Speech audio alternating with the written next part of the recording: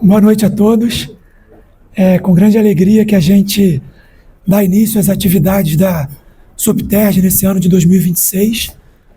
Queria, antes de mais nada, agradecer a presença de cada um de vocês aqui nesse primeiro debate SOPTERJ do ano.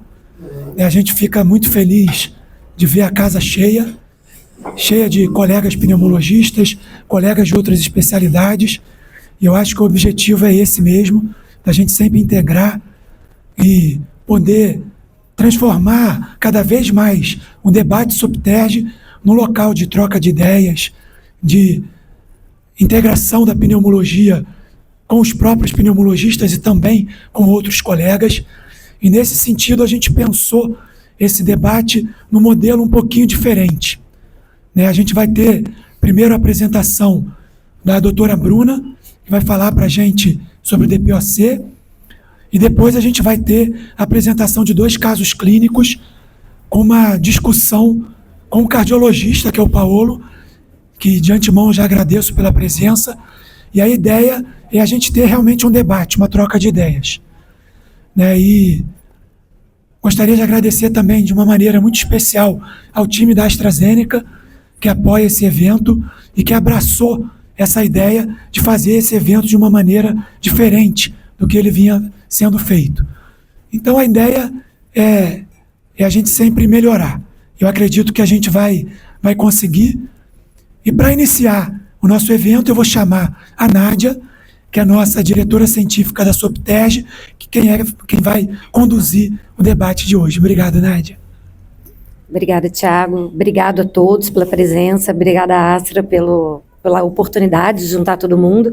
Então, hoje é o primeiro momento de uma série, de uma nova era do debate SOPTERJ. Eu acho que toda novidade é interessante, e a ideia é trazer uma coisa mais prática do dia a dia mesmo. Então, a gente vai ter a aula da Bruna, que vai falar sobre o manejo ativo da DPOC, e a seguir a gente convidou, então a cada 2 meses a gente vai ter um convidado externo de uma outra especialidade, para a gente discutir casos do dia a dia mesmo. O que você faz, com um paciente que tem DPOC e precisa de beta-bloqueador, por exemplo? E aí, Então, a gente hoje convidou um cardiologista para estar aqui discutindo com a gente. Então, a ideia é que vocês participem ativamente, com dúvidas de casos reais e tudo durante a apresentação, tá? Então, e esse segundo parte vai ser feito da seguinte forma: o Marcos Raposo, que é o nosso quase pneumologista e é residente do segundo ano da UERJ, vai apresentar 2 casos clínicos que aconteceram realmente, e a gente vai trocar aqui ideias sobre isso. Então, eu gostaria de começar com a doutora Bruna Provenzano. Ela é médica da UERJ, ela é médica pneumologista e intensivista da Residor, e vai falar hoje para a gente do manejo proativo da DPOC. Obrigada, Bruna, seja bem-vinda. Obrigada, pessoal. Bom, boa noite. Para quem não me conhece, eu sou Bruna, sou médica lá da UERJ, trabalho diretamente no ambulatório de DPOC. Obrigada. E o objetivo da aula de hoje, eu acho que eu tentei montar uma aula, a Nádia até me pediu para tentar ser uma aula mais enxuta possível, para que a gente tivesse bastante tempo de debate. Então, a ideia é fomentar com o máximo de evidência científica e trazer justamente isso para a nossa realidade, fazendo esse link. Eu acho que é isso que é proatividade, você juntar a ciência dos estudos clínicos com o nosso dia a dia do paciente que está no nosso consultório. Esses são os meus potenciais conflitos de interesse. E falar de DPOC, eu tenho que começar falando, porque nem todo mundo aqui é pneumologista, eu estou falando da 3ª principal causa de morte no mundo. Eu tenho 392 milhões de pessoas diagnosticadas com essa doença. Mas a verdade é que esse número enorme, ele está aquém daquilo que ele de fato deveria ser, porque, de acordo com estudos de grandes coortes, inclusive de rastreio de câncer, 80% dos pacientes com enfisema na tomografia, no rastreio de câncer, não tem o diagnóstico de DPOC e nunca fizeram uma espirometria. Então, a verdade é que a gente tem pelo menos metade desses doentes não diagnosticados. Além disso, é a 2ª principal causa de idas à emergência seguidas de internação, mostrando que são pacientes que são sintomáticos, que eles precisam de intervenção hospitalar. E é claro, pela complexidade, são pacientes que morrem tanto de causa respiratória quanto de eventos cardiovasculares. Parece um pouco óbvio, até porque a gente tem uma raiz de problema que é muito semelhante das doenças cardiovasculares e pulmonares, que é o tabagismo, mas nem sempre é tão claro, e por isso a gente hoje fala do risco cardiopulmonar. E nada mais é do que a junção dos eventos, tanto respiratórios quanto cardiovasculares, que levam a esse paciente a óbito e ao pior desfecho possível, claro. E aí, com isso, a gente tem que pensar, por que o meu paciente com DPOC, ele também tem maior chance de morrer de doença cardiovascular? E hoje a gente tem como cerne principal a questão do processo inflamatório. Por muito tempo, tanto asma quanto a DPOC foram pensados como doenças puramente obstrutivas, onde eu tenho que trabalhar a ideia de broncodilatador. Mas hoje eu tenho a noção de que a inflamação crônica que reside nessas vias aéreas, ela não é apenas pulmonar, ela é sistêmica e ela é a mola mestre do processo de exacerbação. Trazendo esse conceito, hoje o Gold fala de atividade de doença, importando um pouquinho do que a reumatologia traz. E o reumatologista já trabalha isso muito bem. A inflamação crônica é a mola mestre que leva a dano tecidual permanente. Então, hoje na DPOC, se eu entendo que é um processo inflamatório, eu preciso frear esse processo de atividade de doença, representado principalmente pela exacerbação. É lógico que isso leva, a longo prazo, ao processo de remodelamento brônquico, que é a formação de enfisema, levando à hiperinsuflação. A hiperinsuflação, a longo prazo, aumenta a pressão intratorácica e diminui o débito cardíaco. Então, é natural que o paciente DPOC tenha interferência no débito cardíaco por conta da hiperinsuflação. Além disso, você também tem o processo de hipoxemia. E a hipoxemia, a longo prazo, vai levando ao remodelamento vascular, aumento da resistência vascular pulmonar, e essa é a fisiopatologia principal da insuficiência cardíaca direita do corpo pulmonar. Então, juntando todos esses mecanismos, a gente sabe que é um paciente que tem grandes chances de evoluir, tanto por óbito, por causa respiratória, quanto cardiovascular. Agora, como é que eu posso hoje pensar no processo inflamatório crônico dessa doença? Eu tenho dois mecanismos, diferente do pessoal da reumatologia que utiliza score, a gente ainda não tem isso na DPOC. Quais são os nossos principais elementos de medição dessa atividade de doença? Eu tenho a sintomatologia, o paciente que é sintomático respiratório, seja por dispneia ou por presença de tosse, secreção, ele é um paciente que tem maior atividade de doença e ele tem maior chance de exacerbar. Agora, parece óbvio, né? Mas a exacerbação, ela também é o meu outro pilar de representação da atividade de doença. O que significa isso? É literalmente o ápice do processo inflamatório. É aquela maior tempestade possível que esse paciente vai viver. Esse gráfico é um gráfico clássico de 2012 da Blue Journal, tem bastante tempo, mas o que ele diz, o que ele representa pra gente? Que à medida que esse paciente exacerba, ele exacerba mais. Mas qual é a mensagem por trás disso? A hiperatividade dessa doença não controlada faz com que o processo inflamatório, ele crie um feedback e ele se retroalimente, ficando mais inflamado, exacerbando cada vez mais e, obviamente, culminando com o óbito.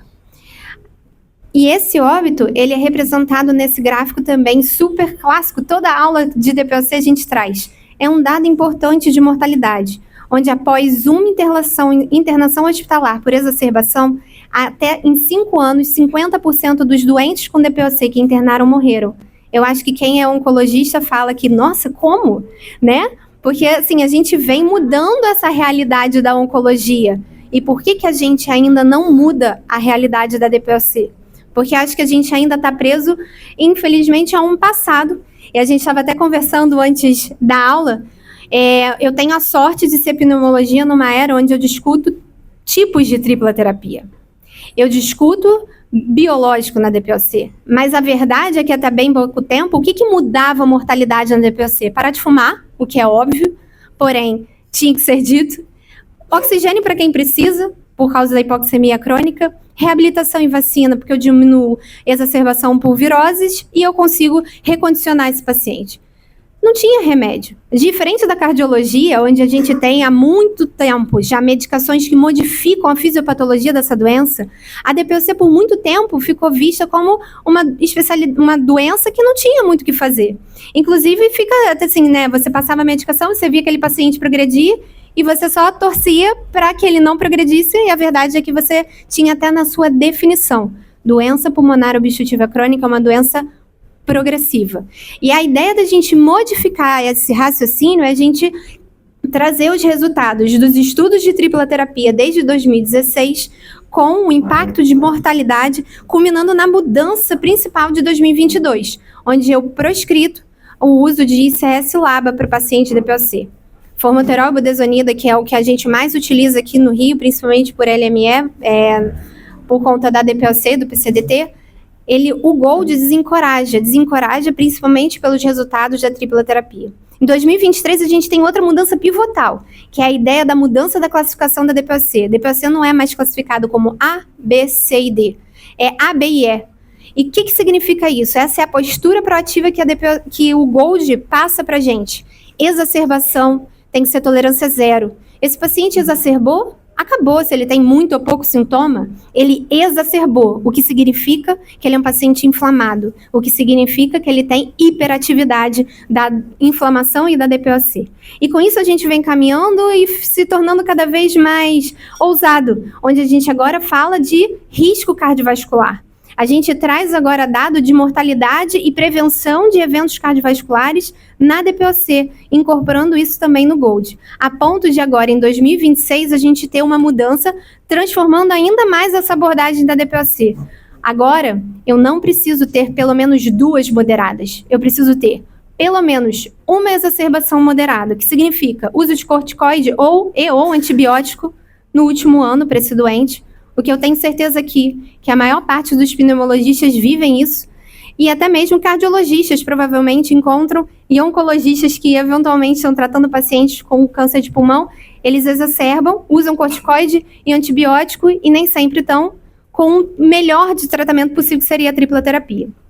Então, agora, o Gold já chegou assim, à conclusão. Acho que isso aqui ainda, aí a gente pode vir para discussão. Eu acho que isso aqui ainda está muito errado. Acho que o grupo A para o futuro não deve existir, porque eu acho muito equivocado você diagnosticar uma doença e você não tratá-la, mas é porque a gente ainda carece de evidência aqui no grupo A. Mas o que eu acho mais importante da mudança de 2026 é que eu não preciso esperar 2 exacerbações. Teve uma exacerbação, esse paciente precisa ser adequadamente tratado, e se for um candidato à tripla terapia, utilizar a tripla terapia. Então, o que é? Para todo mundo, né, falar a mesma língua, eu sei que é um público misto, aqui a gente não tem só pneumologista. Tripla terapia budesonida, que é corticoide inalatório, junto com beta-2 agonista de longa duração, que é o formoterol, e o glicopirrone, que é o antimuscarínico de longa duração, aqui representado pelo Breztri, que tem também uma característica super interessante, que é o fato de utilizar a tecnologia Aerosphere. A tecnologia Aerosphere, ela tem uma molécula diferente, que ela é revestida por fosfolipídio. Isso faz com que a distribuição e a homogeneização na hora de você sacudir seja muito mais rápida, e a entrega da medicação acaba sendo muito mais homogênea. E todo mundo que é pneumologista sabe da importância que você tem do dispositivo inalatório. Então, você saber que é uma medicação que consegue entregar de forma mais homogênea e até mesmo entregar na periferia do pulmão, isso faz toda a diferença. Esse é um estudo do Ismani, que é um teórico, um pneumologista que estuda especificamente pequenas vias aéreas, acaba sendo um assunto de interesse, que é o assunto do meu mestrado, então eu tenho algumas referências dele na minha dissertação, justamente explicando que através disso aqui é um estudo que não tem aplicação clínica, é uma aplicação muito mais da ciência de bancada que a gente fala, onde ele faz estudos de imagem funcional e ele consegue analisar a distribuição da molécula, e claramente com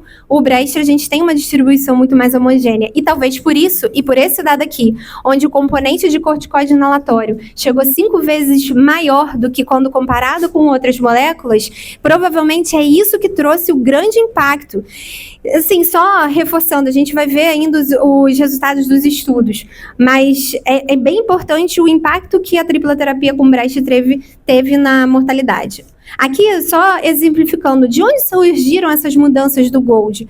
O Cronos e o Ethos são 2 estudos ali de 2018 e 2020, onde a gente tem a classificação dos pacientes que entraram é o paciente do nosso consultório. No caso do Cronos, é um público mais amplo, não precisou de exacerbação, precisava ser DPOC, com VF1 entre 80% e 25%, e o ETOS já é um estudo voltado para exacerbação, então é natural que o critério de inclusão fosse exacerbação, pelo menos 2 no último ano moderado, ou pelo menos uma grave.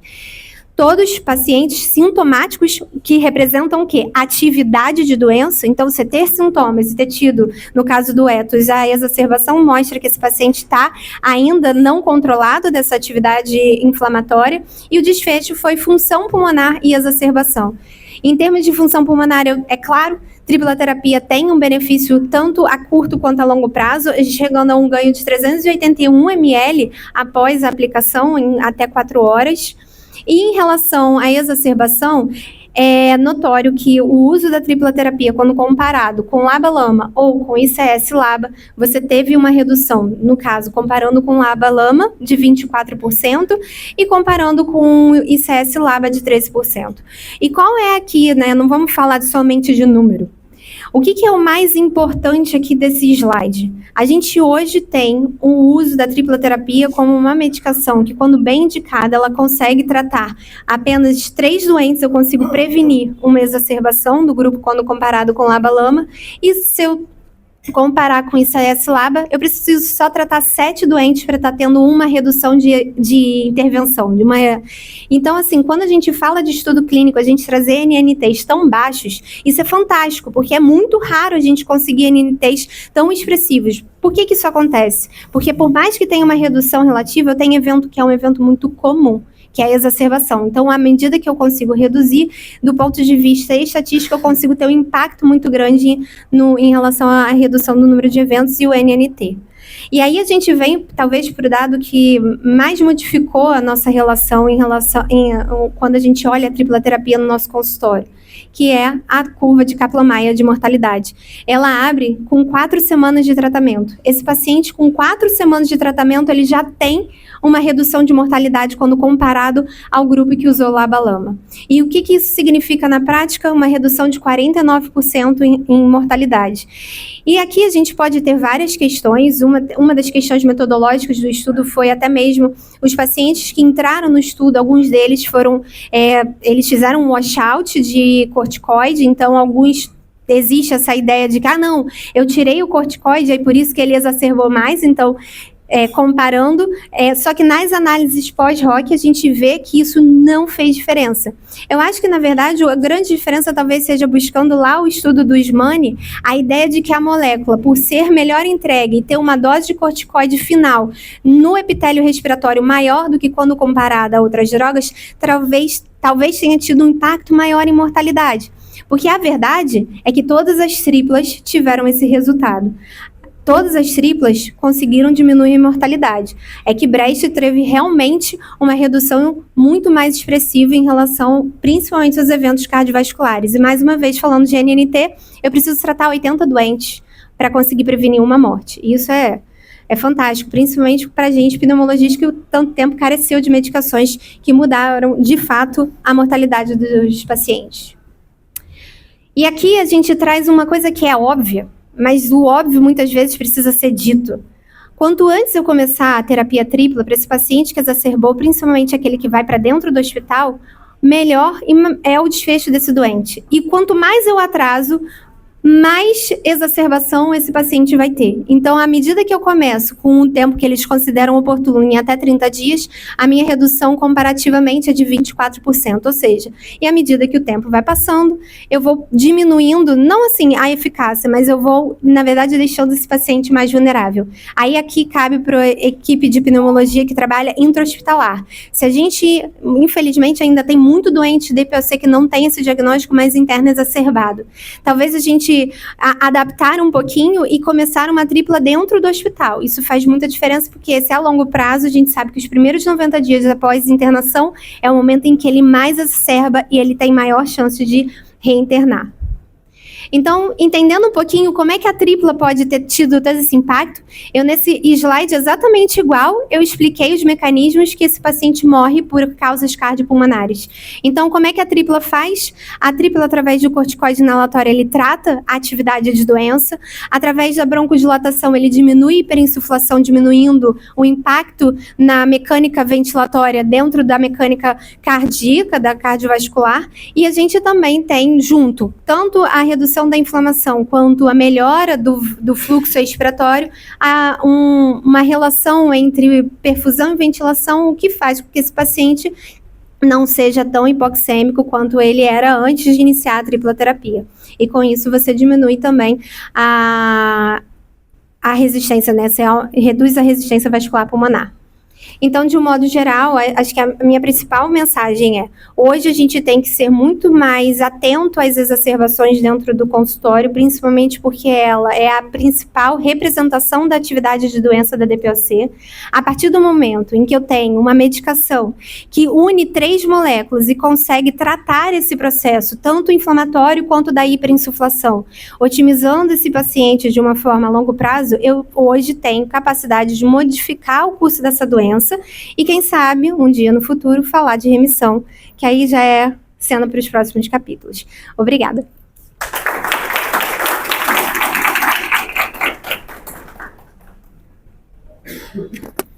Obrigada, Bruna. Excelente aula. Pode deixar aqui daqui a pouco. Marcos Raposo. Bom, agora eu vou convidar o Marcos Raposo. Ele é R2, da residente de 2º ano de pneumologia da UERJ.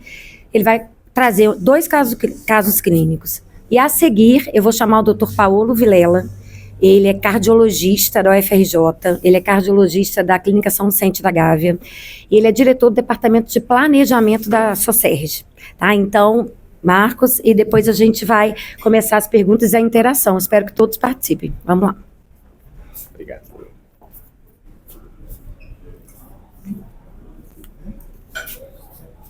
Bom, então, boa noite. Nádia me apresentou, estou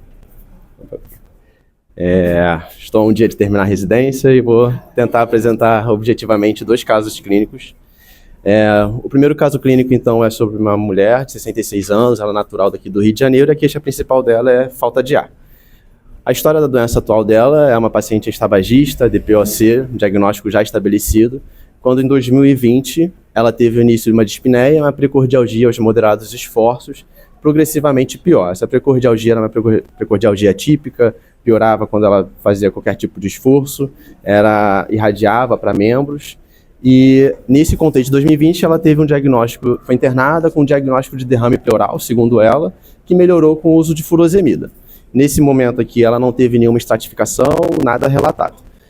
Manteve a dispneia, os moderados esforços após a alta hospitalar dela, mas agora com a sensação de abafamento, piora quando deitava, além de relatar dispneia paroxística noturno, edema de membros inferiores e aumento de volume abdominal. Ela negava febre, sibilância ou perda ponderal. Então ela tinha um diagnóstico de DPOC, era hipertensa, diabética, tinha também depressão, transtorno de ansiedade generalizada, tinha tido algumas complicações ortopédicas e 2 internações por conta desse derrame pleural. E em 2025 teve uma pneumonia. De história exposicional relevante, ela tem uma carga tabágica de 50 maços ano, já tinha interrompido esse hábito. E além disso, ela também tinha exposição à biomassa com queima de fogão a lenha por cerca de 30 anos. Das medicações em uso, ela usava um salbutamol, um salmeterol com fluticasona e N-acetilcisteína. E das drogas cardiovasculares que ela fazia uso, ela usava digoxina, furosemida, espironolactona, a miltidopa acabou entrando aqui no meio, e um AS, e outras medicações. Do exame físico, então, estava eukárdica, tende a hipertensão, saturava 89% na consulta, tinha 24 incursões respiratórias, o estado geral dela era bom, o que chamava atenção era uma taquipneia, nada digno de nota na ausculta cardiovascular, e na ausculta respiratória ela tinha um murmúrio diminuído globalmente e edema de membros inferiores, 2 cruzes em 4. Dos exames laboratoriais, só como ilustrativo, ela não tinha anemia, o leucograma normal, eosinófilos dela também não tinha uma eosinofilia. Da bioquímica chamava atenção uma dislipidemia com colesterol aumentado e LDL também aumentado, considerando uma paciente cardiovascular. e função renal boa também. Dos marcadores cardíacos, ela tinha um BNP de 233, os hormônios tiroidianos eram normais, a dosagem de digoxina também era normal, e os outros demais exames também, nada que chamasse muita atenção.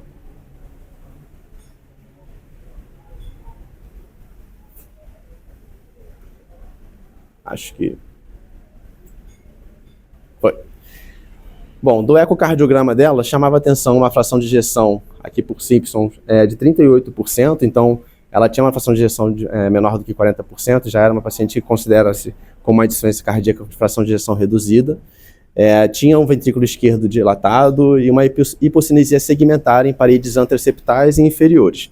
Já corroborando um pouco com a ideia de que ela tinha uma precordialgia, pode ser uma cardiopatia isquêmica.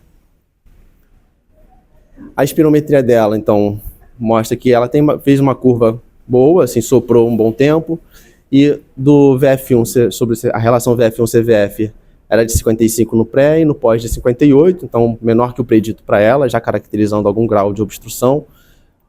E o VF1 dela no pré era de 1,38 litros, 71%, e no pós era de 1,53, 79%, que fazendo pelos novos critérios de resposta broncodilatadora, fazendo a conta das 7%, que não fecha como uma resposta broncodilatadora. E além disso, ela tinha um CVF normal também. Normal. Então, por essa espirometria, a gente diz que ela tem um distúrbio ventilatório obstrutivo. Pela classificação GOLD, considerando ela uma paciente de POC, ficaria no GOLD 2, ali um GOLD moderado, que é entre 50% e 80%. Em relação à DLCO dela, ela também tinha uma DLCO corrigida pela hemoglobina baixa, de 37%, abaixo de 80%, e quando a gente, quando a gente corrige faz o KCO, a relação DLCO pela via aérea também está diminuída, corroborando com a ideia que existe alguma doença membrana alveolar ali da paciente.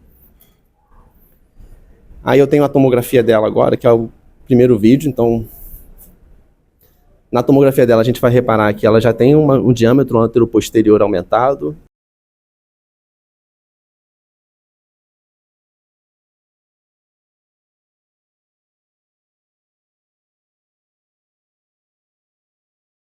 Paraseptal e centro lobular predominante em lobos superiores.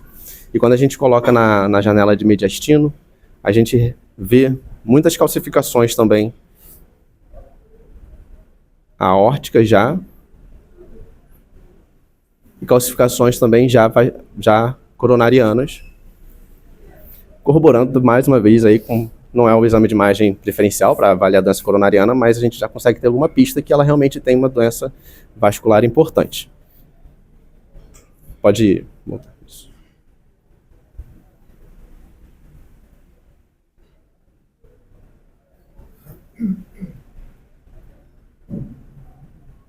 Bom, então a impressão clínica do caso é uma paciente que tem o diagnóstico de POC, GOLD 2 porque é uma paciente que a gente considera que já exacerba, então, como a Bruna falou, assim, considerou já uma exacerbação, já é considerado como GOLD com uma IC com fração de ejeção reduzida, por ter uma fração de ejeção de 38%, e que vem piorando progressivamente da classe funcional.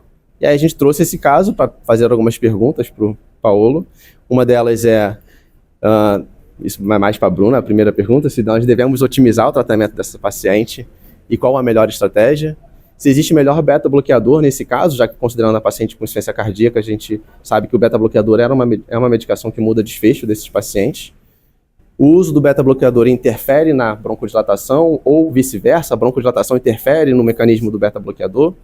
E se em outras doenças obstrutivas como a asma, o beta-bloqueador, a gente também tem que se preocupar no uso deles. Obrigada, Marcos. Eu queria chamar, então, Paolo para sentar aqui. A Bruna também, por favor. Então, assim, em resumo, Paolo, a gente vê um paciente DPOC, acho que a gente não tem dúvidas de que tem que otimizar, e aí a Bruna vai falar um pouco, mas é um paciente que ele tem duas questões que eu acho que são importantes, eu vou começar aqui e depois a gente passa para todo mundo, mas ele é um paciente que pode parecer uma pergunta simples, mas é uma pergunta que eu tenho certeza que passa na cabeça de muitas pessoas ali no consultório. Então, ele tem DPOC, que tem indicação de fazer broncodilatador e também um anti-inflamatório inalatório, e indicação de fazer um beta-bloqueador, né? Ele tem uma doença possivelmente coronariana. Eu queria que você falasse um pouco para a gente, primeiro, existe um antagonismo de um e de outro? A cardioseletividade do beta-bloqueador, ela existe, mas ela é real, ela é dose dependente, eu posso ficar tranquila? E também queria que você falasse um pouco para a gente o que você acha como cardiologista, porque agora ficou bem claro que tem uma doença isquêmica, né? Eu acho que não tem muita dúvida, e aí encaminhar para o cardiologista mesmo, mas muito aquilo que a gente até conversou ontem sobre isso, né? Que a Bruna estava falando, poxa, às vezes esse paciente vem para a gente no DPOC, né? Mesmo fator de risco, doença inflamatória, a gente sabe que pode ali ter uma coronária já doente, né? Que ferramenta você considera que a gente deva usar como pneumologista para estratificar de forma adequada esses pacientes? Então, assim, ficam essas primeiras perguntas e depois eu vou deixar vocês conduzirem, tá bom? Vamos lá. Obrigada. Boa noite, Nádia. Boa noite a todos. Primeiro, queria agradecer o convite rapidamente, a Nádia, o Tiago. Muito feliz de estar aqui. Acho que essa integração entre a cardio e a pneuma ela é fundamental. A gente vê isso na prática, vê num caso clínico, e a gente tem que trazer isso para a sociedade. Então, fico muito feliz de estar aqui e espero para a gente poder debater e aprender muito com vocês também. Belíssima aula da Bruna, parabéns, e o Carlos do Raposo. Em relação a essas perguntas, ao que foi colocado, primeiro, em relação à estratificação da paciente, ela começa com uma anamnese exame físico, como na pneumo também, como na medicina. Então, uma boa anamnese, um bom exame físico já é capaz de determinar para que caminho a gente vai em relação à dor torácica. Nessa paciente, o exame clínico, a história patológica pregressa, tudo isso colocava num risco maior, porque a dor dela era bastante sugestiva de doença isquêmica e ela tinha um componente de piora de prognóstico, que era a questão do derrame, que era a questão da dispneia, que era a questão do edema de membros inferiores. Então, isso poderia levantar a possibilidade, como foi bem confirmado, de insuficiência cardíaca. Então, nesses pacientes, quando nós temos a união de dor torácica com manifestações da doença congestiva, da insuficiência cardíaca, eles ficam num critério maior, eles entram num prognóstico pior, num critério de maior gravidade. Então, por isso, a nossa estratificação, do ponto de vista cardiovascular, tem que ser mais agressiva. Então, neste caso especificamente, e aproveitando algumas perguntas que a Nádia fez.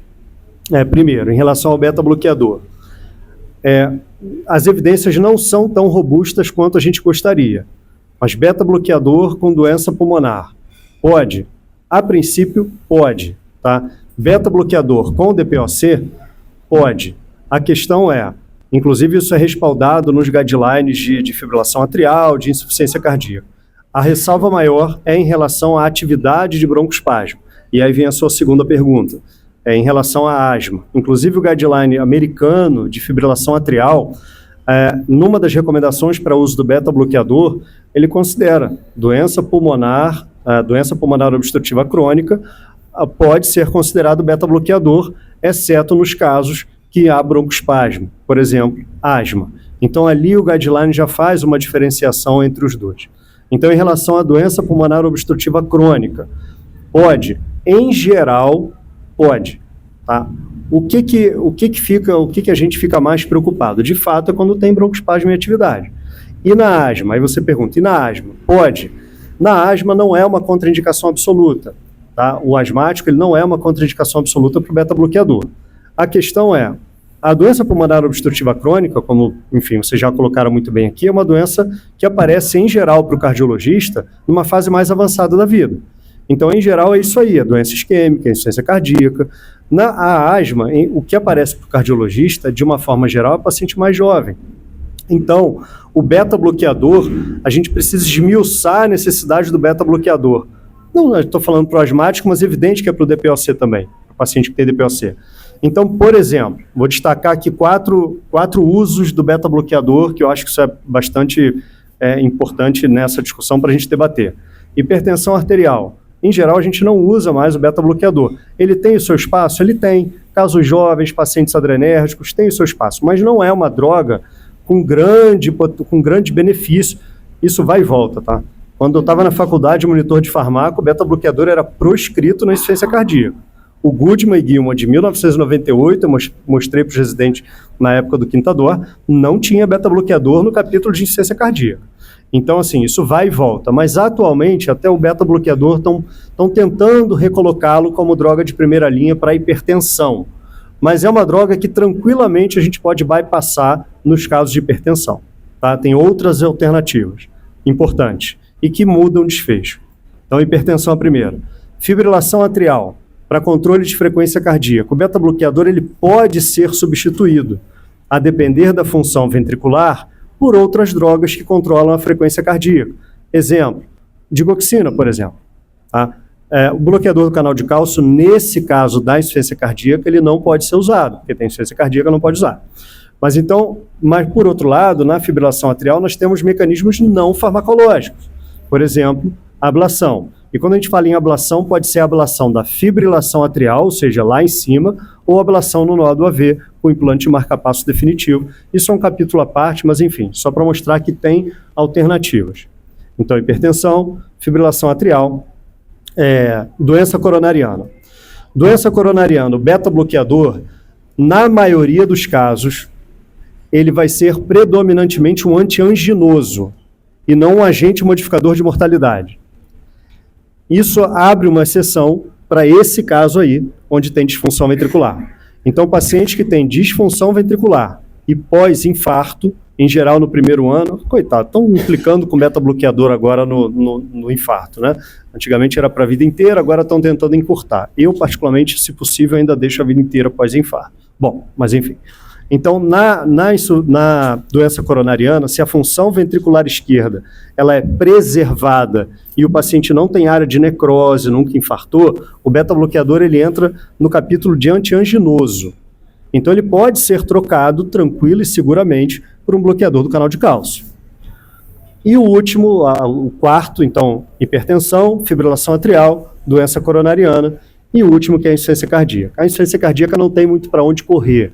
De fato, os resultados são muito robustos com o beta-bloqueador, mesmo nos pacientes com DPOC. A grande questão, do ponto de vista prático, é o broncoespasmo.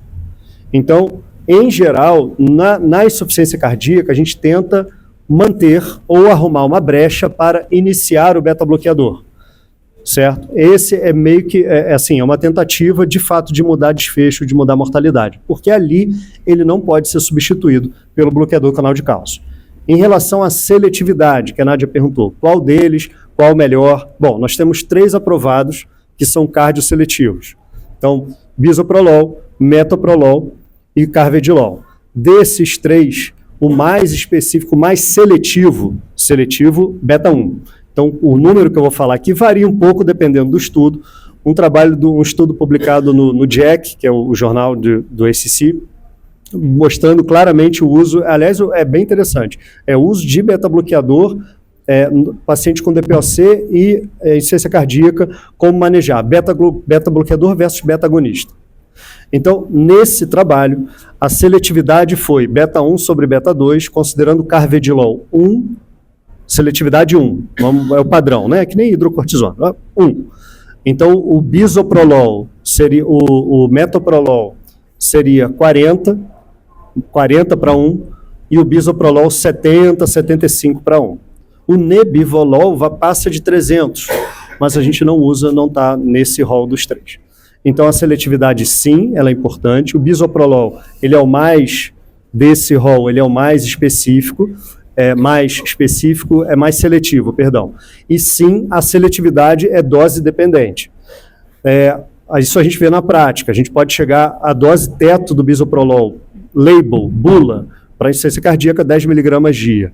Mas não é raro a gente chegar a 15, até a 20 para hipertensão, isso é label para hipertensão também. Nesses casos, passando de 10 mg de bisoprolol, ele começa a perder seletividade beta-1 e começa a aumentar a chance de broncoespasmo. Então, é um capítulo à parte, especificamente nesse caso. Eu não mexeria no não introduziria beta-bloqueador neste momento. Se a paciente chegasse assim para mim, ainda mais usando salbutamol, eu não faria beta-bloqueador neste momento. Beta-bloqueador muda a mortalidade, mas é a médio e longo prazo. Então, primeiro, vamos compensar, ligo para os pneumologistas, encaminho para os pneumologistas, ajustem as medicações e devolve e vê como fica, literalmente. Vê o que sobra disso.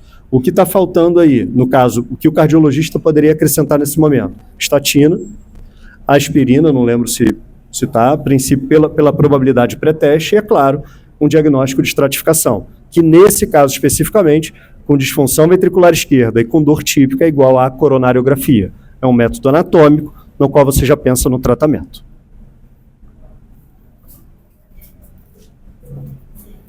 Maravilha, você está falando, eu fiquei pensando numa coisa específica que é...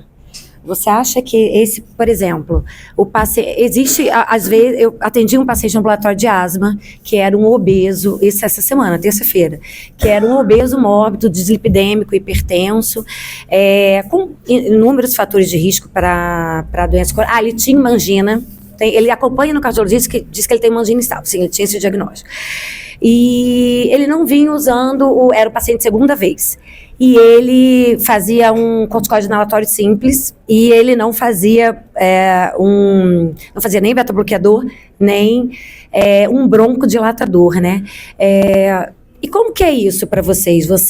É seguro fazer o bronco... É um paciente que tinha uma frequência cardíaca basal de 98. Existem inúmeros broncodilatadores, né?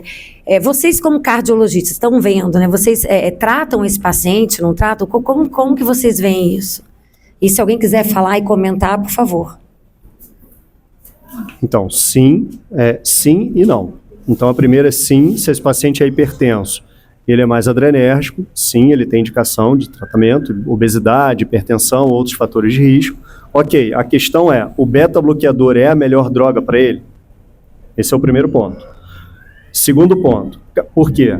Se ele tiver função ventricular normal, mesmo com angina, dor típica, angina, se a função ventricular dele for normal, um ecocardiograma que não mostre alteração da contratilidade, esse paciente pode ser tratado com um não beta-bloqueador.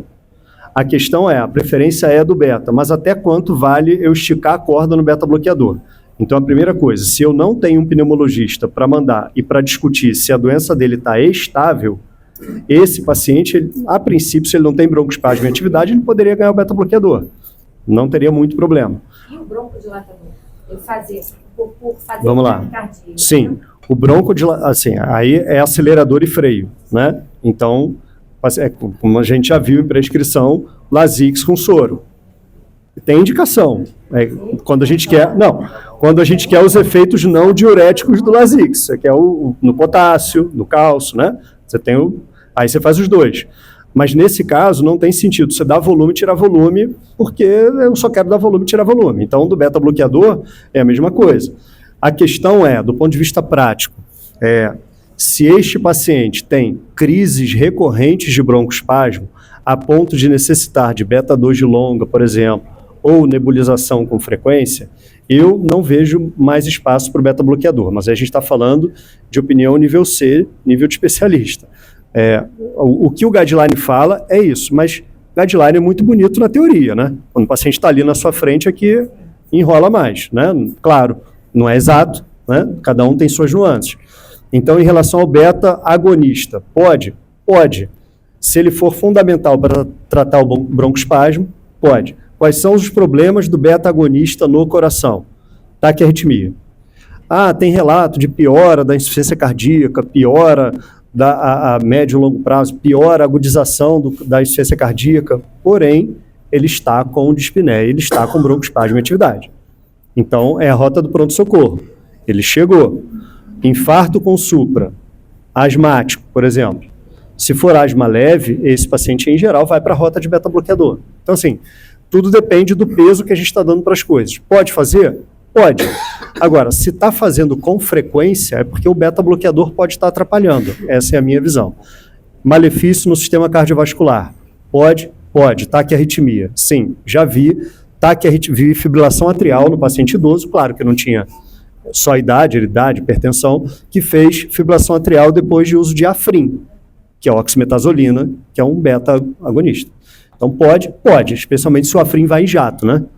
Afrin, nome comercial, zero conflito de interesse, mas a oximetazolina vai embora. Então, absorve. Oftálmico, pode também. Absorve também. Colírio, também. Tudo absorve.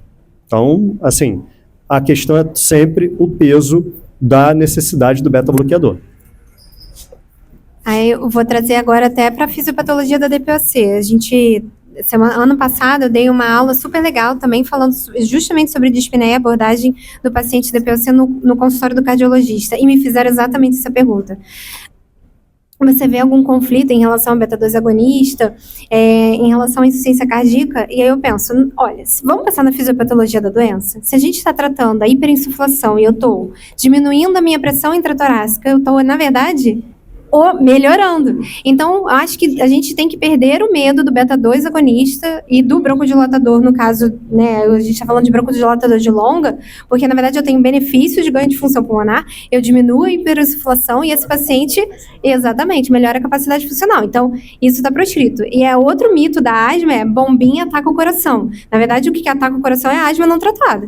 Principalmente o paciente que fica usando corticoide o tempo todo, parando na emergência, isso sim é que ataca o coração. Não é a minha bombinha. Se o cara tá se entupindo de salbutamol usando um canister por mês, é porque ele tá maltratado. É isso que faz mal. Então, assim, não é necessariamente a molécula. É a forma com que o paciente está sendo tratado que faz toda a diferença. Boa noite, doutor Paulo, tudo bem? Roberta, eu sou pneumologista. Eu queria entender um pouquinho se a ivabradina, se ela teria alguma colocação no caso dessa paciente nesse contexto, porque é uma droga que não altera os receptores pulmonares, né? Excelente pergunta. A ivabradina, ela é um fármaco que atua predominantemente nas correntes do tipo marca-passo. Então ela diminui frequência cardíaca, porém não tem até o momento, e medicina é muito dinâmico, né, não tem atuação na fibrilação atrial. Então, seria no paciente que está em ritmo sinusal o primeiro pré-requisito, porque ela atua na corrente de marca-passo do nódulo sinusal. Segundo ponto, ivabradina sozinha não reduz mortalidade. A ivabradina nos estudos SHIFT e BEAUTIFUL, elas foram associadas ao beta-bloqueador nos pacientes que têm insuficiência cardíaca e não controlaram a frequência cardíaca só com beta-bloqueador. Quando a frequência estava acima de 70, entrava a ivabradina. Então, ela vai junto com o beta. É uma alternativa, sim, porque ela não tem relato, pelo menos nos grandes trabalhos de broncoespasmo, assim, importante. É uma alternativa, porém, a gente tem que saber que a gente está diminuindo frequência, se pode melhorar a angina, porém, em relação a desfecho, não é o que a gente gostaria. Paulo, muito obrigada. Eu vou chamar o Marcos para o próximo. Pode ficar aí, se vocês ficarem à vontade, que aí depois discute. Obrigada, Marcos.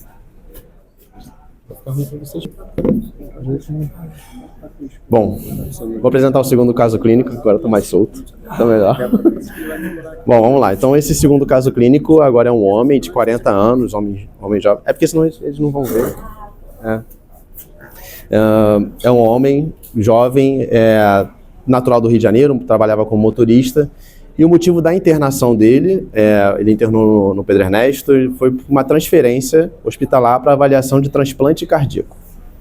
Então, a história dele, ele já vinha em investigação ambulatorial de uma insuficiência cardíaca com fração de ejeção reduzida, foi admitido no hospital de origem em janeiro de 2025, com diagnóstico de erisipela bolhosa em membro inferior direito, e evoluiu com choque séptico e cardiogênico. Na admissão, no contexto da primeira admissão dele, ele fez antibiótico terapia e começou tratamento com inotrópico. Ele teve uma melhora clínica relacionada ao quadro toxêmico dele, mas ele estava documentado em prontuário uma dificuldade, uma falha do desmame do inotrópico. E nesse contexto aqui de inflamação, ele também foi diagnosticado com uma fibrilação atrial, como um diagnóstico novo, né? Ele não tinha previamente. Nesse contexto aqui, começaram o tratamento para fibrilação atrial. E aí, com essa falha do desmame do inotrópico, ele foi transferido para o Pedro Ernesto, para a unidade coronariana, para ser avaliado para o transplante cardíaco. De história patológica pregressa, então, ele já vinha nessa investigação de uma ICFR desde 2017, e aí nessa propedêutica de um paciente jovem com uma cardiopatia, ele negava dor torácica ou diagnóstico prévio de IAM, negava histórico familiar também de cardiopatia ou morte súbita, fazia esse acompanhamento irregular e tinha várias internações por descompensação da insuficiência cardíaca desde outubro de 2024. Além disso, tinha obesidade e hipertensão. Das medicações que ele fazia uso do sacubitril/valsartana, a empagliflozina, a Spiro e o bisoprolol. Então, estava, a princípio, tratado para insuficiência cardíaca de fração de ejeção reduzida. De história social relevante, assim, ele era ex-tabagista, com uma carga tabágica em torno de 10 maços anos, já tinha interrompido há mais de 20 anos, e tinha histórico relevante de uso de maconha e cocaína, que também tinha suspenso há mais de 10 anos, mas também tinha relato de uso de anfetamina. Negava drogas injetáveis ou até mesmo metilismo, e disposição ele negava contato com pássaro ou mofo. Do exame físico dele chamava atenção uma taquipneia, isso na admissão do Pedro Ernesto, tá? Então chamava atenção a taquipneia, um tempo de enchimento capilar já ali no limite de 3 segundos, uma frequência cardíaca de 100, então estava taquicárdico, uma pressão convergente, né, denotando aqui uma diastólica mais elevada, sugerindo que ele pudesse ter já uma resistência vascular sistêmica aumentada, ou até mesmo já a insuficiência cardíaca. Saturava bem, uma frequência respiratória de 26. Tinha no momento da admissão um ritmo regular, um sopro sistólico em foco mitral e turgência jugular patológica presente. Crepitava ainda em bases, e no abdômen ele tinha uma dor à palpação tipo ponto direito, uma hepatomegalia e também tinha edema de membro inferior.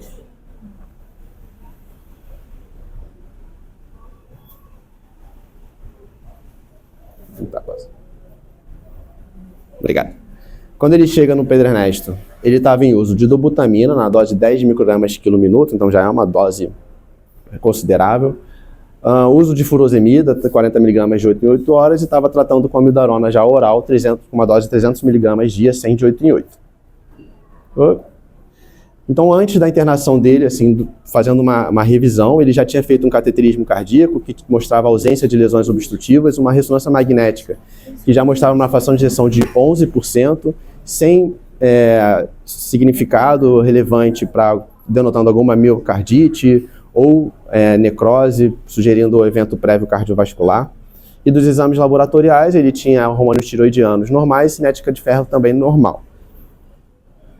Essa é a radiografia dele quando ele chega no Pedro Ernesto. Então a gente repara, já era um paciente que estava invadido, ele tem um catéter aqui, em subclávia direita, os hilos dele engurgitados, ele tem já um índice cardíaco aumentado, uma cardiomegalia, os seios costofrênicos dele um pouco mais velados, né, denotando um possível derrame pleural.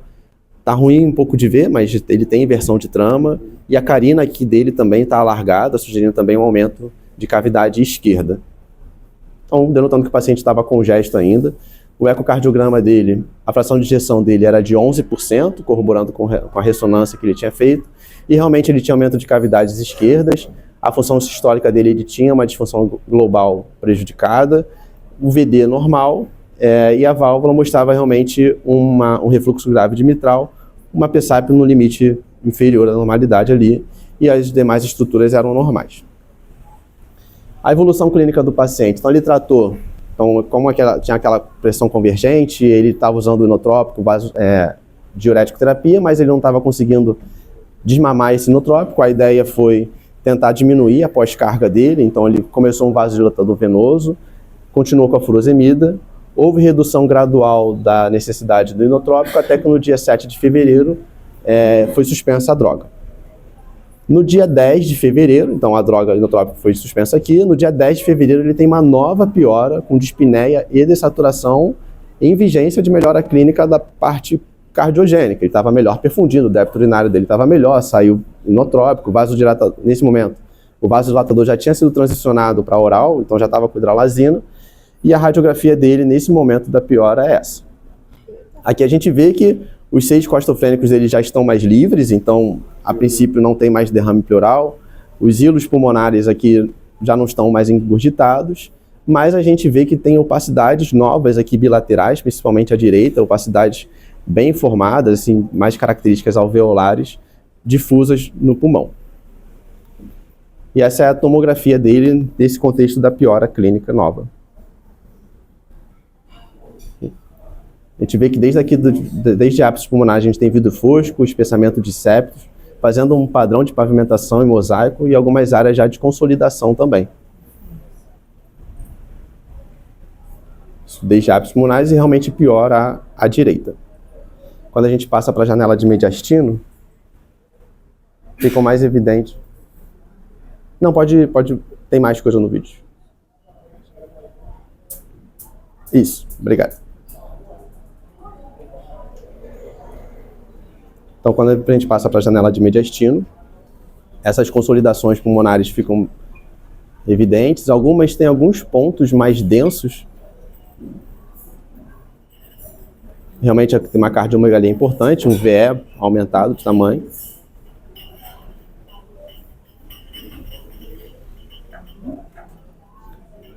Ok, obrigado. Bom, nesse momento, então, a suspeição foi de ser uma toxicidade pela amiodarona, já que ele vinha em melhora, mas teve uma piora radiológica, uma piora da dispneia. Foi optado, então, por suspender a amiodarona por essa suspeita clínica. Num contexto de gravidade, foi iniciado antibiótico para ele, como era o PNE e a azitromicina, já que tinha um infiltrado novo, o paciente estava piorando, o paciente estava um paciente crítico, não tinha como descartar uma nova infecção. E na investigação laboratorial, apesar dele ter começado antibiótico, o painel respiratório dele deu negativo, os marcadores reumatológicos e sorologias também vieram negativos, porque dentro do contexto de paciente jovem, cardiopatia dilatada, infiltrado novo, pensou-se em vasculite ou alguma doença do colágeno associada. E mais, pensando ainda na suspeição na toxicidade para amiodarona, foi iniciado corticoterapia com metilprednisolona para tratamento da toxicidade. E essa é a nova tomografia dele. A piora dele foi final de fevereiro, isso em março, depois de suspender a amiodarona e corticoterapia. A gente vê que teve uma diminuição importante daquele vidro fosco, daquele espessamento de septos também. Ainda se mantinham algumas áreas de consolidações, mas efetivamente o paciente teve uma resposta muito boa quando houve a suspensão da droga e do corticoide. Então, conclusão do caso, é um paciente jovem, portador de cardiopatia dilatada, a princípio idiopática, de alto risco, com possível progressão para transplante cardíaco, evoluiu com toxicidade pulmonar por amiodarona, com boa resposta ao tratamento, teve alta hospitalar no dia 20 de fevereiro, com retorno programado para as duas especialidades, foi com a prescrição de alta tratado para insuficiência cardíaca de fração de ejeção reduzida, usando rivaroxabana, furosemida e a prednisolona em desmame gradual. No debate, então, a gente traz esse caso para saber se esse diagnóstico de toxicidade pulmonar pode ser bem estabelecido relacionado à amiodarona, os fatores de riscos que traz o paciente para fazer a toxicidade pulmonar com a droga. A pergunta, acho que até que eu fiquei muito na dúvida também quando estava escrevendo, é o que fazer com esse paciente que tem fibrilação atrial? A gente vai controlar ritmo, a gente não pode usar amiodarona, não pode usar propafenona porque tem doença estrutural. O que fazer? E as drogas... Hã? E se existem outras drogas cardiovasculares que a gente tem que ter medo de ter alguma implicação pulmonar. É isso. Obrigada, Marcos. Eu acho esse caso muito interessante, né? Porque eu tenho a impressão, às vezes, que não se valoriza a possibilidade, de forma tão importante, quem não é pneumologista, a possibilidade da toxicidade pulmonar pela amiodarona. Então, não é incomum, às vezes, o paciente chegar para a gente fazendo a amiodarona, que é uma droga de depósito, que demanda um tempo para poder fazer a toxicidade, né? Não é uma reação idiosincrásica de um dia para o outro, é preciso que você use uma dose mantida por um tempo. E às vezes, eu não sei se isso é uma coisa muito pensada e falada na cardiologia. E aí eu queria que você falasse sobre isso e também, principalmente, o que a gente faz, né? Qual é a opção para esse paciente, né? Existe alguma outra droga para controle? Tem outro procedimento? O que a gente faz? Obrigada. Então, se a gente está na enfermaria de cardiologia, os residentes estão ali, e acontece um paciente com piora dessa, ou na coronária, isso é igual a aparecer para pneumo. É igual aparecer para pneumo. Você vai descartar a infecção. O diagnóstico de toxicidade por amiodarona é um diagnóstico de exclusão. Eu falo isso de parecer para pneumo sem o menor problema. Acho que a gente tem que viver a medicina mais solidária e menos solitária, né? Então, assim, você discutir, você trocar conhecimento, engrandece todo mundo e o paciente ganha. Então, diante de um caso desse, de fato é um diagnóstico de exclusão. Por isso que concordo plenamente, começaram antibiótico. O paciente provavelmente coletaram cultura e coisa e tal. Então, primeiro momento, diagnóstico de exclusão. tirou a amiodarona, fizeram a revisão, retiraram a amiodarona, e normalmente quando tira, não é tão rápido a resposta. Porque a amiodarona, por tudo isso que você falou, é uma droga de impregnação, é uma droga de depósito. Fatores de risco: idoso, pneumopatia estrutural, né, doença estrutural pulmonar, dose alta de amiodarona, 400, 500 miligramas dia, tempo prolongado de uso de amiodarona. Então, normalmente quando você tira, ele pode até piorar da doença. Não porque você tirou, mas é porque a doença está em curso e a sua retirada não foi suficiente para melhorar aquilo. Tem relatos de meia-vida de amiodarona de 45 dias, dependendo da carga que esse paciente já usou previamente. Então, na suspeita tem que tirar. O que fazer para esse paciente em relação a controle de ritmo? Das opções disponíveis, não sobrou nenhum. Tá? Não tem sotalol, não pode fazer, porque tem cardiopatia estrutural. Não pode fazer propafenona, porque tem cardiopatia estrutural. E não pode fazer amiodarona, porque está contraindicado. Então, concordo plenamente com a prescrição, que foi um beta-bloqueador e anticoagulante. Ah, mas ele pode entrar em fibrilação atrial? Pode. Pode. O beta-bloqueador, ele diminui tônus adrenérgico, mas ele sozinho ali não é capaz de segurar, a não ser o sotalol, que é um beta-bloqueador diferente, classe 3, enfim, é mais para amiodarona do que para beta. Então, neste caso, não tem muito o que fazer. Se ele entrar em fibrilação atrial, uma última medida que não seria boa também para ele, seria a ablação. Ablação ou da fibrilação atrial, na parte de cima, sistema CARTO, caro, não é todo lugar que tem, ou ablação do nódo AV. Você passa um marca-passo no ventrículo direito, abla o nódo AV. Ele fica totalmente dependente do marca-passo. Neste caso, você vai ter que colocar um marca-passo e um ressincronizador cardíaco, porque ele tem disfunção ventricular e vai ficar totalmente dependente do marca-passo. Isso é tão assim, a gente fica tão... coloca. Tem indicação? A gente coloca. Mas primeiro coloca o marca-passo, espera cicatrizar e depois faz a ablação. Porque quando você fizer a ablação, ele vai ficar totalmente dependente, o marca-passo não pode desencunhar. Então, em um último caso para ele, caso ele não... E isso não resolve a fibrilação atrial. A fibrilação vai continuar lá, só vai resolver a descarga ventricular dele. Então, eu estou comentando aqui, só a título de curiosidade, mas eu concordo plenamente com a prescrição de alta beta-bloqueador e anticoagulante. Pode fazer fibrilação atrial? Pode. Mas não tem muito para onde correr nesse caso. Maravilha. Mais alguém queria fazer alguma pergunta, outra, para o cardiologista, até de prática de dia a dia mesmo?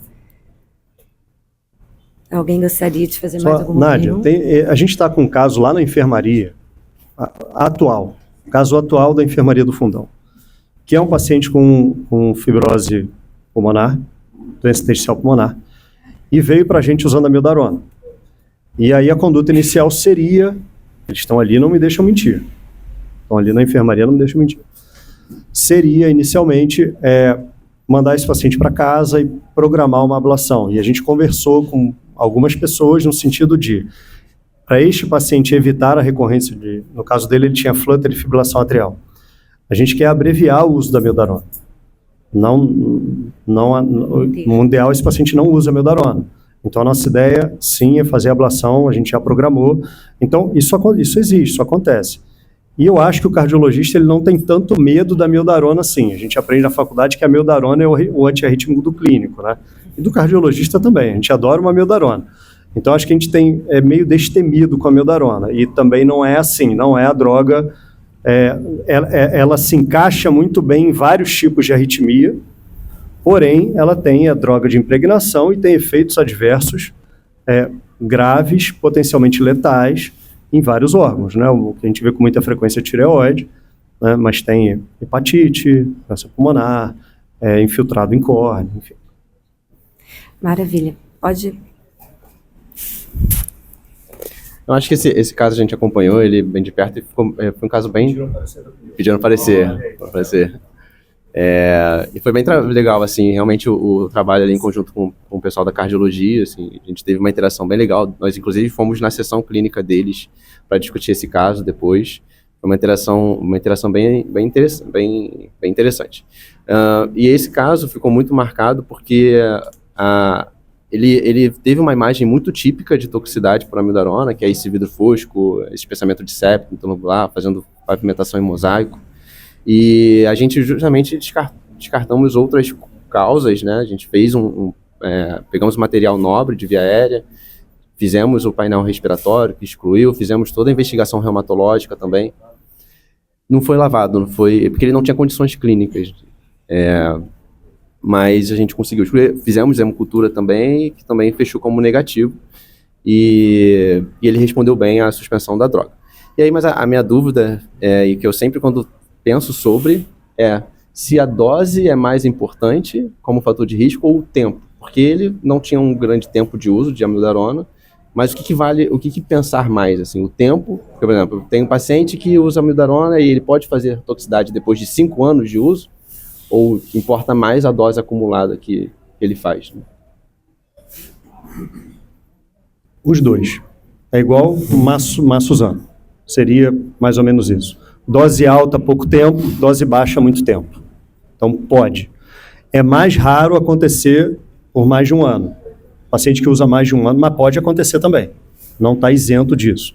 Molécula lipofílica, destrói surfactante, então pode acontecer. O mais comum, até porque a amiodarona a gente não usa, a gente faz a impregnação inicial, né? Normalmente se faz o que todo mundo vê, faz 300 miligramas, corre 300 miligramas de amiodarona, depois deixa 900 miligramas venosos nas primeiras 24 horas, depois passa para oral, dose alta, até impregnar 6 a 8 gramas em nível ambulatorial e vai para casa tomando, depois você vai diminuindo.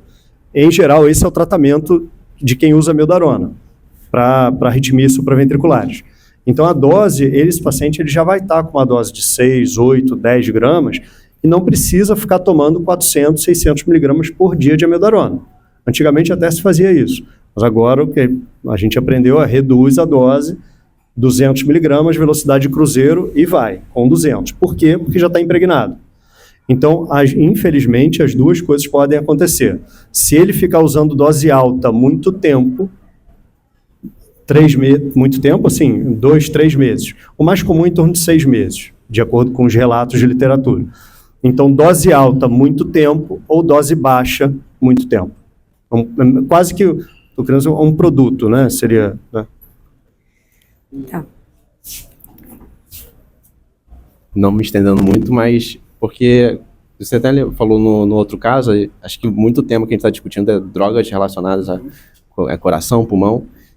No outro caso, você falou da aspirina e me lembrou um pouco, a gente tem no nosso ambulatório alguns pacientes com DRE, que é a doença relacionada, doença respiratória exacerbada por aspirina, que faz broncoespasmo, eu acho que também entra no diagnóstico diferencial desses pacientes que têm DPOC e doença cardiovascular e usam AS e continuam fazendo broncoespasmo. E não só a amiodarona, mas outras drogas podem ter repercussão pulmonar. A própria hidralazina, que ele fez ao longo da internação, pode fazer um lupus-like, pode fazer hemorragia alveolar também. E, não sei, IECA pode dar tosse, angioedema, e pode fazer também broncoespasmo. Tem outras drogas cardiovasculares que a gente sempre tem que ficar atento também, né? Não sei se você tem mais alguma na cabeça, mas... As 3 mais importantes, quer dizer, acho que nesse cenário de amiodarona, né, assim, em relação à interação, né, coração-pulmão. Amiodarona, beta-bloqueador e o AS é bem interessante também. Só a título de curiosidade, o cardiologista está no CTN, unidade coronariana, enfim. Chega um paciente com infarto e ele faz beta-bloqueador, só que já fez o AS. Se ele fizer broncoespasmo, você vai incriminar o beta-bloqueador. De cara, você vai no beta, você não vai no AS. Né? Então isso também também é pouco difundido entre os cardiologistas, minha opinião. Tá? É claro que, como toda anamnese, você vai perguntar se tem alergia a alguma droga, se ele falar anti-inflamatório, aí começa a recuar. Mas, em geral, num contexto de síndrome coronariana aguda, que você faz AS, faz beta-bloqueador, se ele faz broncoespasmo, a maioria vai incriminar o beta, tirar. Então, assim, mas isso é bem interessante, porque, e aí, ele chegou, síndrome coronariana aguda, e não vai fazer AS? E aí? É complicado. Sim, não vai. Né? Dependendo do caso, não vai. Então, depende da doença que está sendo apresentada, doença que está se apresentando, e do paciente que está se apresentando, como tudo na vida, né? Como na medicina. Sim. Então, infarto com supra, que você requer coronariografia imediata e angioplastia imediata, não faz aspirina e faz o procedimento e depois corre atrás, literalmente. dessensibiliza, ou faz um P2Y12 potente, prasugrel, ticagrelor. Agora, contando uma reação, aí depende se a reação é grave ou não é, mas se ele não requer uma coronariografia com angioplastia imediata, e ele diz que tem alergia à aspirina, aí você recua e dessensibiliza para fazer o procedimento. Então, tem nuances, mas essa questão do AS foi muito importante, assim, é bem interessante também. Maravilha. Mais alguém gostaria de fazer alguma pergunta?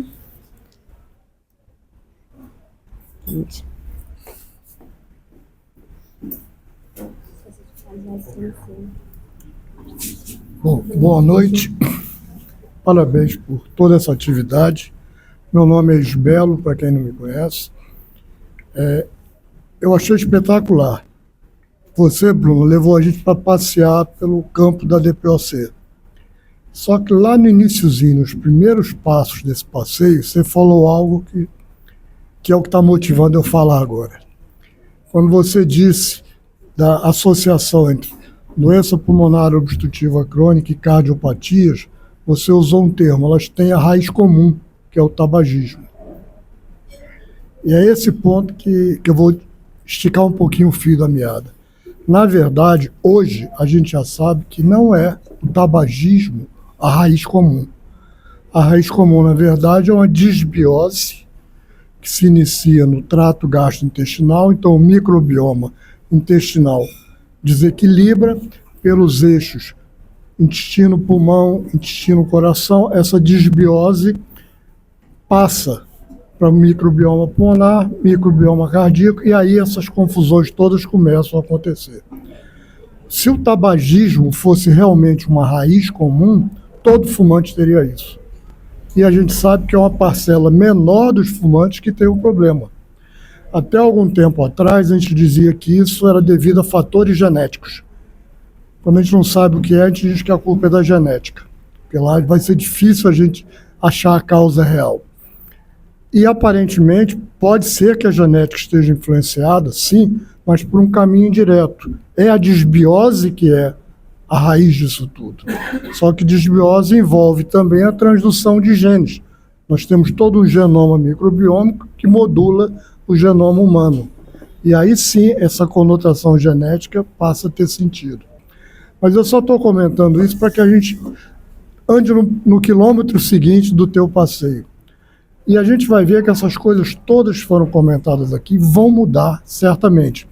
Você lembra que você falou, o problema do doente DPOC é que a gente fica esperando ele piorar. Ele vai piorar. Até a definição da doença diz que é uma doença progressiva. A medicação que a gente dispõe hoje, dizer que é uma medicação capaz de mudar a história natural dessa doença, não muda.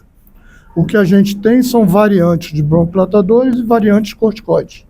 É isso. Essa medicação é o que a gente pode dar de melhor hoje para o doente, sim. Mas ela não é nada do que o doente realmente precisa.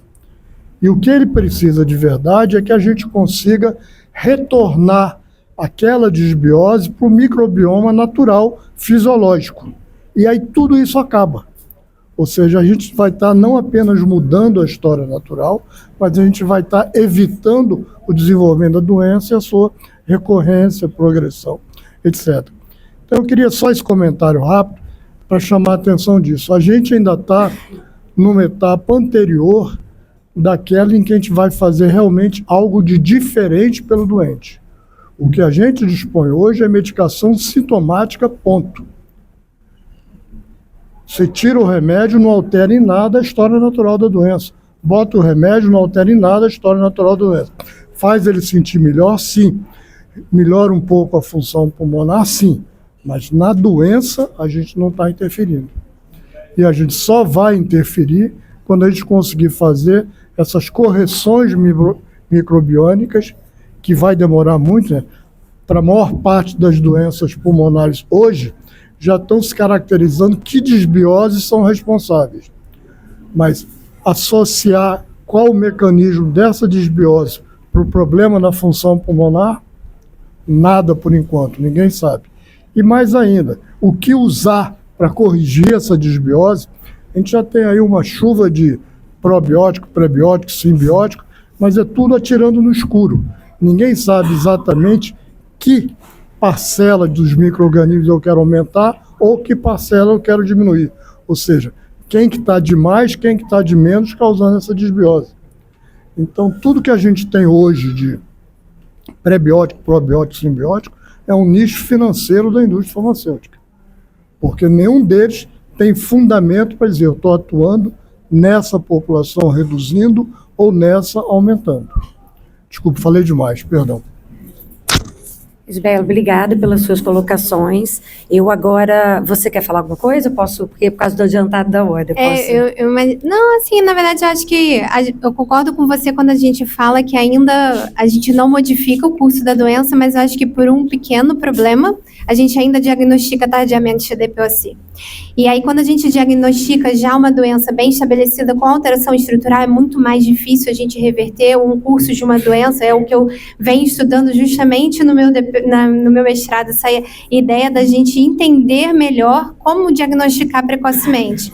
Agora, eu já tenho que discordar, acho que a gente vem caminhando muito nos últimos anos falando de uma medicação que talvez sim mude o curso da doença quando a gente fala de tripla terapia, mudando mortalidade.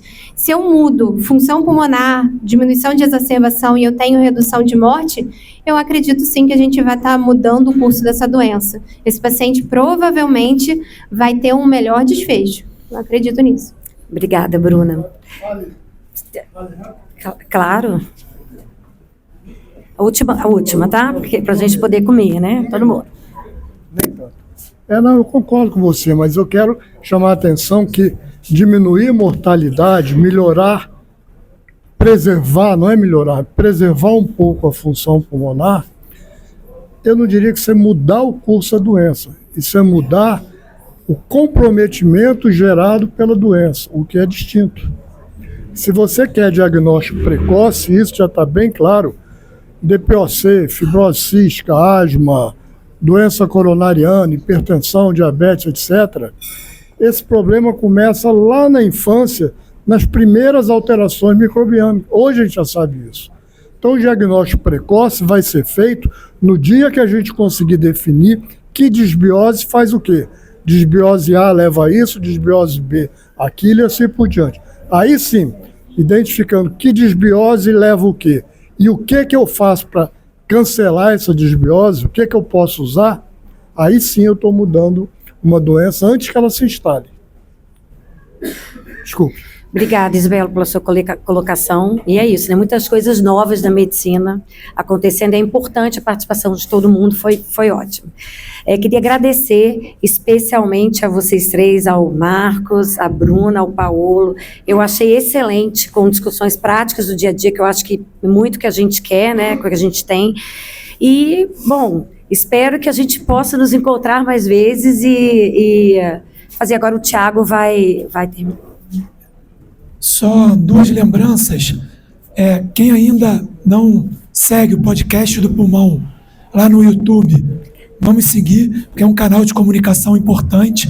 A gente está trazendo algumas novidades, e no dia 28 de março a gente vai ter a primeira jornada da SOPTERG, jornada de infecções respiratórias, que vai ser em Duque de Caxias, lá na Baixada, no auditório do Caxias D'Or. Em breve, essa semana, a gente já vai ter mais informações lá nas redes sociais e na página da SOPTERG. E só mais uma vez agradecer a presença de todo mundo, especialmente do Paolo, que está aqui intrometido, mas uma intromissão que foi excelente. Obrigado, foi uma troca muito boa. Obrigado a todos. Obrigado, Paolo. Obrigada.